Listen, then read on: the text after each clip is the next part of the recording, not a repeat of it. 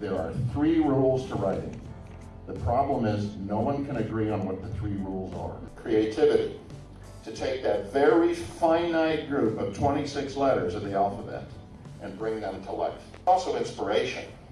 What is it that you want to explore? What makes you wake up each morning and face that blank page? And there are a lot of people who are kind of wannabe writers, but the ones who succeed are the ones who want it. Sometimes writing can be like pulling your own teeth, and the best part of it is being finished. What is that? Right? This magic thing. We want to define that, and we want to define it in your work.